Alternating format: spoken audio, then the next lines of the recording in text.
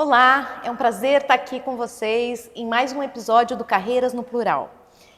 O VRT Channel reserva esse espaço para a gente poder falar sobre carreira, sobre trabalho, sobre novas formas de geração de renda, reinvenção, empreendedorismo, enfim. Cada semana a gente explora um pouco desse universo que está em transformação. E hoje a gente está aqui com Paul William Gregson. Isto. Muito obrigada pela sua presença, por estar aqui com a gente. Ele vai dividir uma experiência de 30 anos na capacitação de gestores e profissionais do segmento de gastronomia e hotelaria. E eu, antes aqui da gente começar, estava batendo um papo com ele, dizendo exatamente que eu aprendi com a bio dele que existe um profissional estrategista por trás de entregar a melhor experiência para a gente, tanto na área de gastronomia quanto hotelaria. Ele tem uma consultoria e oferece as melhores práticas e ferramentas para otimizar suas operações por meio de análise de resultados, otimização de recursos, redução de custos, o que todo empresário deseja, otimização de receitas e ganho de lucratividade.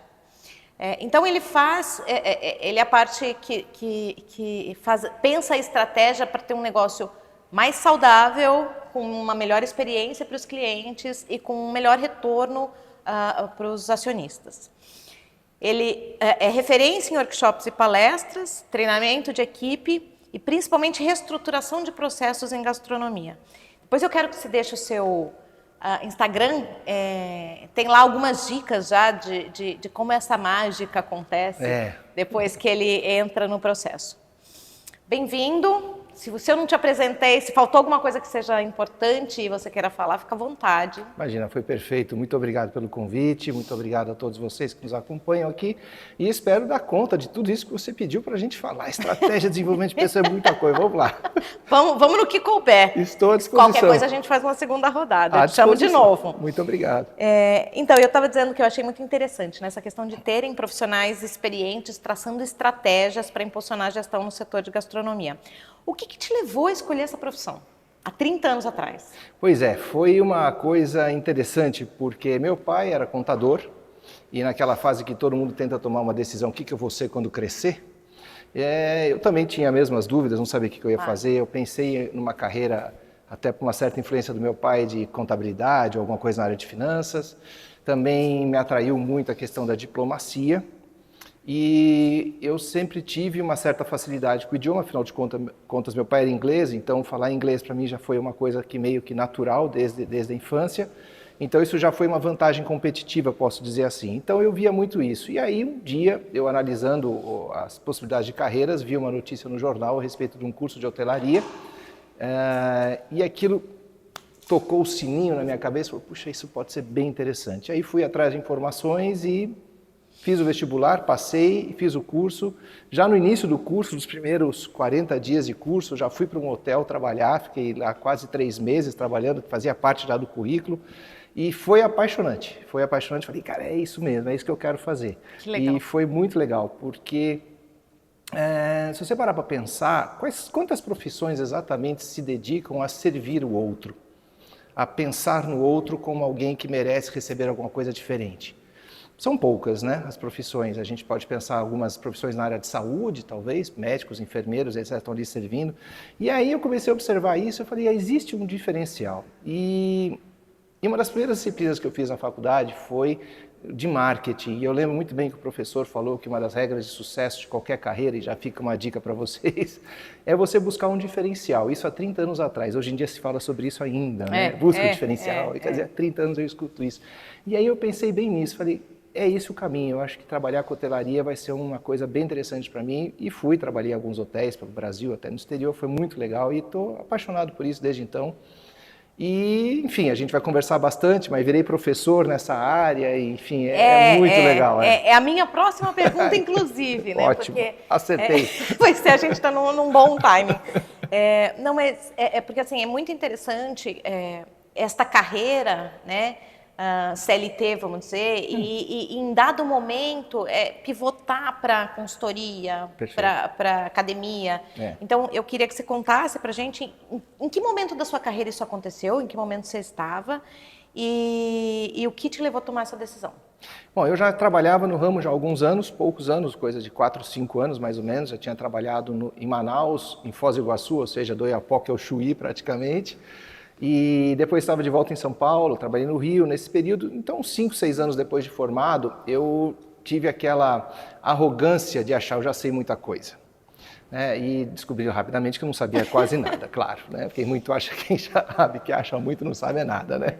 E aí, na faculdade em si, surgiu uma proposta de trabalho, que a faculdade às vezes fazia esses vínculos de estágio, essas coisas todas, e um ex-professor, na verdade uma ex-professora, me ligou e falou, pô, lembrei de você, surgiu uma demanda aqui na faculdade, papai explicou o que era, se eu tinha interesse.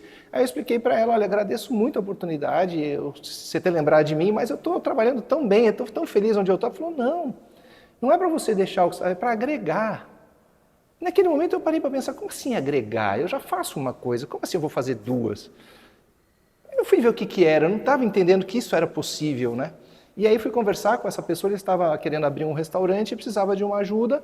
E eu olhei para aquilo e falei, cara, eu sei fazer isso que ele está precisando. E aí comecei mesmo tendo um emprego, nas horas que eu não estava trabalhando, eu dava um auxílio para montar esse restaurante dele. E esse restaurante funcionou, foi um sucesso, funcionou até a pandemia. Nós estamos falando de 91, 92, por aí. Funcionou, exatamente, funcionou e era um restaurante de altíssimo padrão, funcionou até a pandemia, quando aí ele encerrou as atividades, mas não efetivamente por causa da pandemia. Ele era muito centralizador e aí ele ficou com uma certa idade e ele resolveu encerrar as atividades. Então foi aí que eu percebi um novo segmento.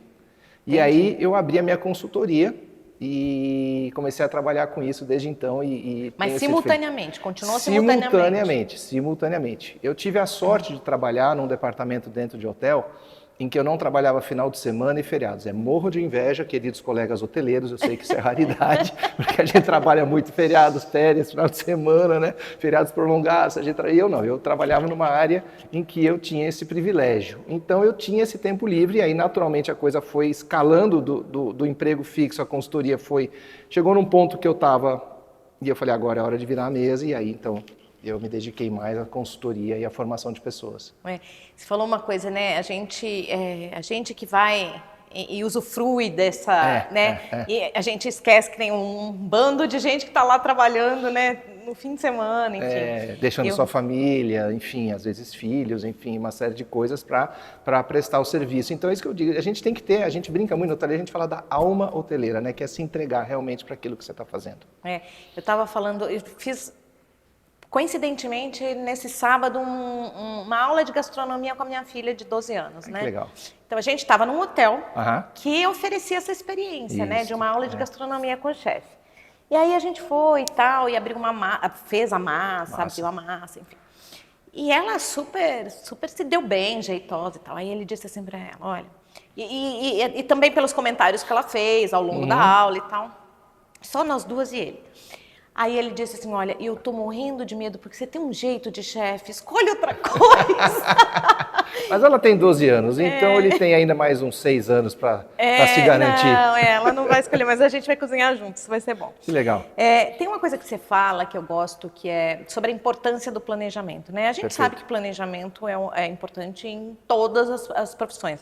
Mas tem uma frase que você usa para ilustrar que eu gosto e que eu queria compartilhar, que não é bombeiro, é ação preventiva de médio e longo prazo. Então, tem muita gente que acha que planejamento vai fazer demorar mais, vai ser perder tempo e dinheiro. Então, encurta muito essa fase. Ou nem faz. E aí vira bombeiro. Isso é fato. A gente pega o mercado norte-americano e europeu, que são economias mais consolidadas que a nossa, até pela história geográfica dos países envolvidos. O americano não dá um passo, não coloca $1 na execução de qualquer negócio sem ter investido algumas centenas ou milhares de dólares em planejamento, em estudo e tudo mais. Aí ele prefere perder, sei lá, $150 mil em planejamento, estudos e tudo mais para ver que aquilo não vai dar certo, do que gastar $150 mil montando tudo e perder tudo em questão de um ano. O europeu é igual, o brasileiro é o contrário. As estatísticas, infelizmente, não mudam, e elas mostram que aproximadamente 70% dos empreendimentos de restaurantes, de gastronomia, eles fecham a porta em menos de um ano e meio no máximo. E aí nós chegamos àqueles mais longevos, que seriam 10 anos, 1%. Então, quer dizer, é uma taxa de mortalidade de 99% para 10 anos. Se eu só for pensar num plano de negócio, 10 anos não é nada. Se você pegar uma tabela de imposto de renda, onde você faz a depreciação do capital, ela é de 10 anos. Ou seja, no momento que você começaria a recuperar o seu investimento, você fecha. Mas no Brasil acontece o contrário. Então o brasileiro não faz planejamento. E eu digo isso sempre, gente, consultor, uma pessoa que vai te ajudar no seu negócio não é bombeiro. Eu já tive vários clientes que chegaram para mim, apresentaram, queriam conversar, fui fazer a primeira reunião para entender o que estava acontecendo, e eu falava para ele, você não precisa de um consultor, você precisa de um advogado.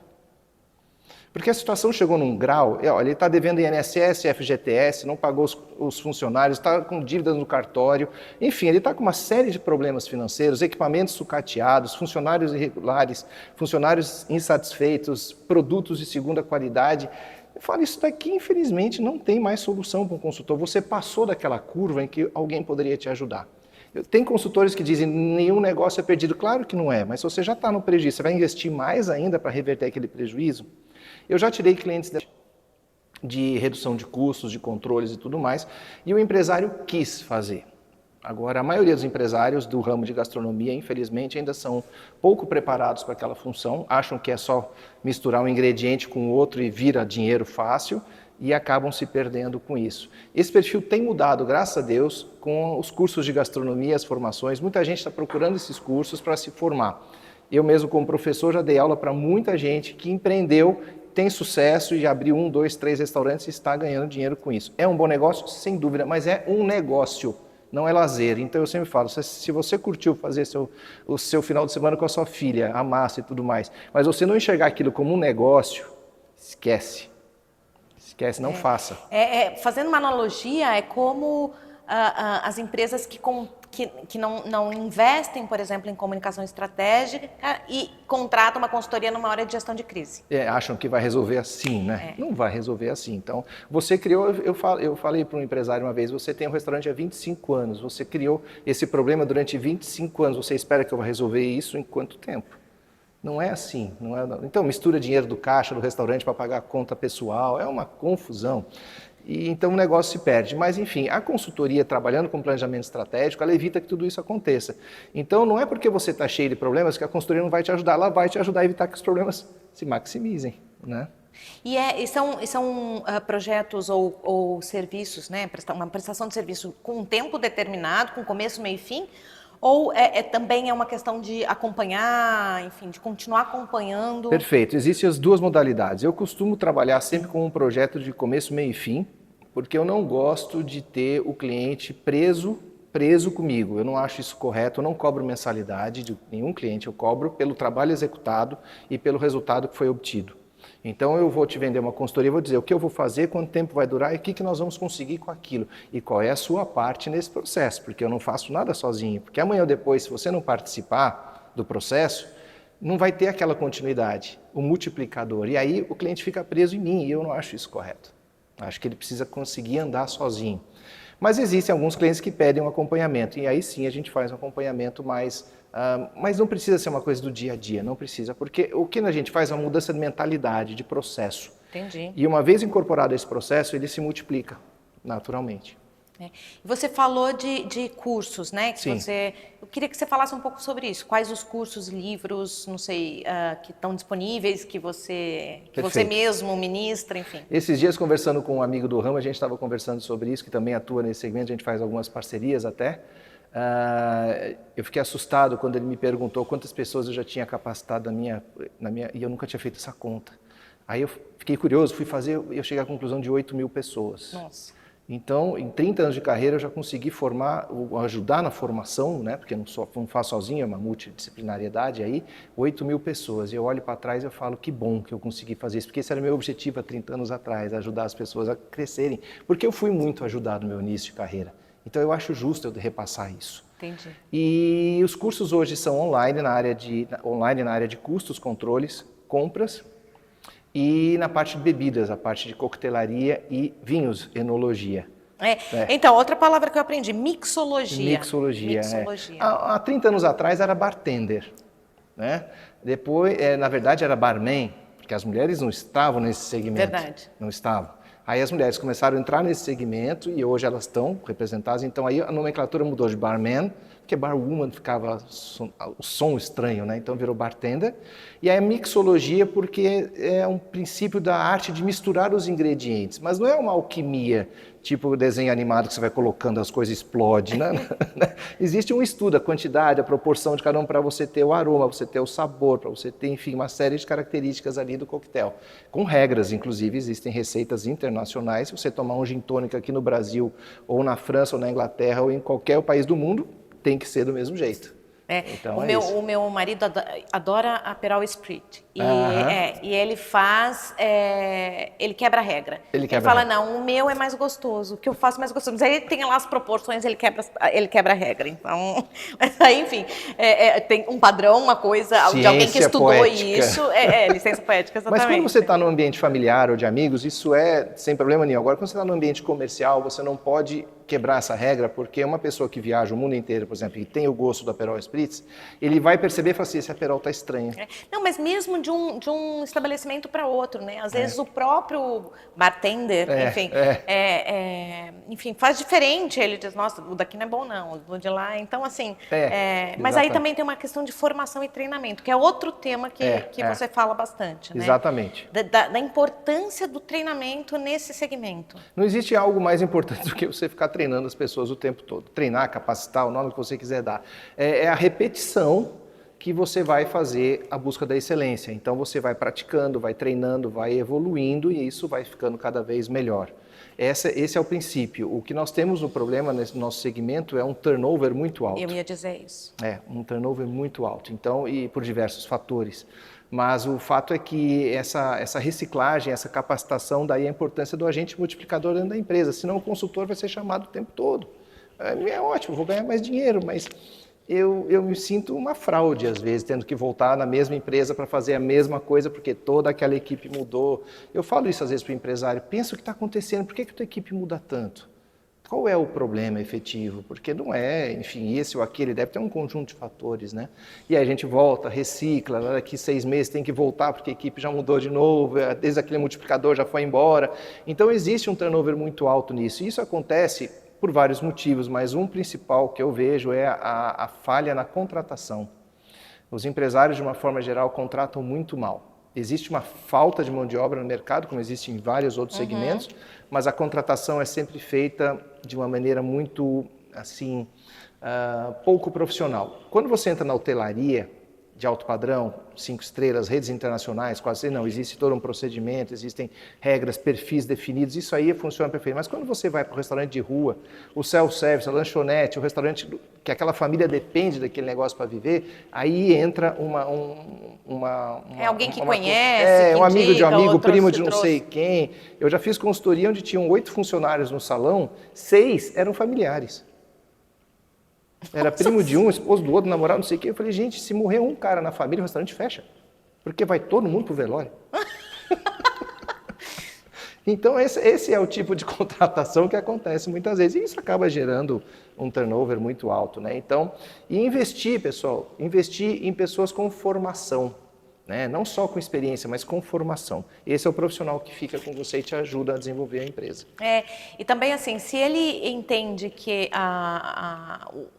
o negócio, né, a empresa está investindo na continuidade dessa formação e desse desenvolvimento, mais um motivo para ele ficar. Né? Eu lembro de uma moça uma vez, até foi coisa recente, foi esse ano mesmo, que depois que nós terminamos a capacitação, tal, entregamos certificado, que eu gosto muito de fazer um certificado, porque as pessoas se sentem valorizadas com esse material e tudo mais. Ela chegou para mim e falou assim, olha, eu estava querendo ir embora, mas depois do treinamento com você aqui eu vou ficar. Então, e nem o dono do restaurante olhou assim para mim e falou assim, como assim ela ia embora? Eu não sabia. Agora vai! Agora você vai, né? Agora você vai. Então foi um negócio interessante porque aconteceu exatamente isso que você acabou de comentar. Ela se sentiu valorizada pela empresa. Outras pessoas falam, nunca passei por um treinamento, já trabalhei em vários lugares, nunca tive um treinamento na minha vida. Então, é isso. E eu não sei, mas eu li que tem uma geração mais nova que super valoriza isso, né? Quem investe no seu crescimento, que busca mais até do que salário, quando possível, óbvio, né? Claro. Mas isso, alguém que ajude a pessoa a crescer. Né? Então, da mesma forma que para o empresário investir em treinamento e ter um turnover tão alto pode ser um contraditório, né? Porque ele vai dizer, eu vou investir para quê? Daqui a pouco ele tá vai fora. embora. Isso vai é que embora. muitos falam isso. Mas, por outro lado, talvez investindo é que a pessoa fique. Né? Exatamente isso, é a valorização do profissional. Eu virei professor por causa disso, porque eu falei, eu preciso ajudar essas pessoas a entenderem que existe um projeto de longo prazo. Essa geração mais nova, ela investe muito no conhecimento. Muito no conhecimento. E assim, eu imagino que grandes hotéis e restaurantes contratem a sua consultoria, mas também é para pequenos e médios? Sim, o meu principal alvo de trabalho são os pequenos e os médios negócios. Eu trabalho com empresas de grande porte, rede, ok, mas eu prefiro trabalhar, não é que eu prefiro, eu acho que o resultado surge de uma maneira mais eficiente, a pessoa brilha os olhos com o resultado quando você trabalha com um pequeno e médio empresário. Numa rede hoteleira de grande... Está muito próximo do negócio, né? E reflete diretamente naquela família ou naquelas famílias envolvidas. Numa rede hoteleira, tudo bem, o gerente geral vai apresentar um resultado melhor lá para a diretoria, não sei o que, vai ficar bonito na foto, aquelas coisas, mas quando você lida direto com o empresário ali, que a conta de luz da casa dele de água sai do lucro do restaurante que ele tem, esse resultado acaba sendo muito interessante. E talvez assim, até o envolvimento, o engajamento com o tema, né? Porque com o tema, assim, com a mudança. Às vezes também deve ser um pouco difícil, né? Porque a pessoa é tão apegada, tanto dela ali, né, entregue, que tem mudar. Tem de tudo, né? Porque eu compreendo esse sentimento, porque a pessoa criou aquilo do coração dela, do dinheiro dela, né? Uns anos atrás a gente brincava e dizia muito assim, são os empresários do FGTS, que tinham um emprego bom, tinham um bom salário, acumularam um bom dinheiro da FGTS, um dia viraram a mesa, pegaram o dinheiro da FGTS e abriram um restaurante. É verdade. A gente na época que eu saí também do CLT, enfim, e isso aconteceu no movimento com muita gente que eu conhecia, a gente falava isso, que era um pessoal da franquia, né? A pessoa sai e fala, agora eu vou montar uma franquia e vou ficar de boa, imagina, e não sabe nem do que está fazendo. Exato. A gente está quase terminando, mas antes de terminar, eu acho um assunto delicioso, que é a gente falar sobre o cliente oculto. Ah, bárbaro. Então, eu queria da gente aproveitar esses últimos minutinhos que a gente tem para você explicar o que é o serviço do cliente oculto e qual a importância disso. O cliente oculto é uma ferramenta muito importante que dá subsídio de diversas informações para o empresário, para o gestor de um empreendimento, porque tudo funciona maravilhosamente bem quando o dono do negócio está presente. E quando ele não está? Esse é o ponto. Ou quando ele não está vivenciando aquilo que está acontecendo, ele está em outra área da empresa e aquilo está acontecendo ali. Como é que aquilo funciona? Então, o cliente oculto é um profissional, eu e as pessoas que trabalham comigo, nós vamos até uma empresa como clientes normais e avaliamos o empreendimento todo, do início ao fim, desde o momento da chegada até o momento da saída. Normalmente, quando o cliente compra esse serviço de cliente oculto, já tem essa proposta de apresentar quais são os processos de melhoria. O dono do empresário, dono do negócio, quando contrata cliente oculto, ele já sabe que tem alguma coisa para melhorar, mas ele não sabe bem o que está acontecendo. Hoje em dia, com as redes sociais e tudo, um mau atendimento no restaurante é na hora que sai no Instagram, sai não sei o quê, está tudo lá. Tem nada de oculto, então, né? Mas ele não sabe como aquilo aconteceu, quem foi, como é que aquilo aconteceu. E essa pessoa não tem um olho técnico, né? Que vai entender por que aconteceu. E o cliente oculto tem duas linhas. A gente acha os problemas, mas eu vejo o seguinte, a gente também apresenta aquilo que está acontecendo de muito bom. Eu já fiz cliente oculto onde funcionários tiveram depois repreendas, situações complicadas, porque realmente foram muito ruins o seu atendimento. E, por outro lado, nós já tivemos momentos em que as pessoas foram tão bem, tão valorizadas, que foram assim, promovidas. Digamos, receberam um bônus, alguma coisa do gênero. Claro, porque a pessoa tem que saber o que é falha, mas também o que é fortaleza, né? Exato, porque, veja bem, o atendimento tem que ser bom para todo mundo. A gente fala, existe cliente chato? Não existe cliente chato. Existe aquele cliente que você não entendeu como atender. E aí a gente diz que é chato. E não é. Na verdade, ele tem um grau a régua dele é mais alta, o conhecimento dele é diferente, seja o que for. Há 30 anos atrás, eu chegava numa mesa de restaurante e vendia um vinho assim. Hoje, o cliente compra o vinho que ele quer e pergunta se tem daquela safra, se tem daquela uva, não tem. Então, o meu conhecimento também mudou em relação a isso. E os garçons não são treinados para isso, por exemplo. Eu digo que garçom, gente, é vendedor. E sabe o que o garçom é hoje em dia? Tirador de pedido. Observem isso uma vez que você for Quando no não está olhando no celular, né? Também, Quando percebe que precisa. Parabéns, adorei conhecer teu trabalho, te conhecer Muito pessoalmente. Obrigado. E se você quiser deixar os dados, suas redes sociais, enfim, uma forma de contato para quem quiser. Perfeito, obrigado pelo convite, foi uma alegria estar aqui com vocês também, conversar um pouco sobre isso, esse segmento que encanta tantas pessoas, né? Bom, quem quiser conhecer um pouco mais do meu trabalho, estou à disposição, eu uso muito o Instagram, é o Paul W. Gregson no Instagram. Obrigada. Obrigado a vocês. E eu espero vocês semana que vem. Um beijo, tchau, tchau.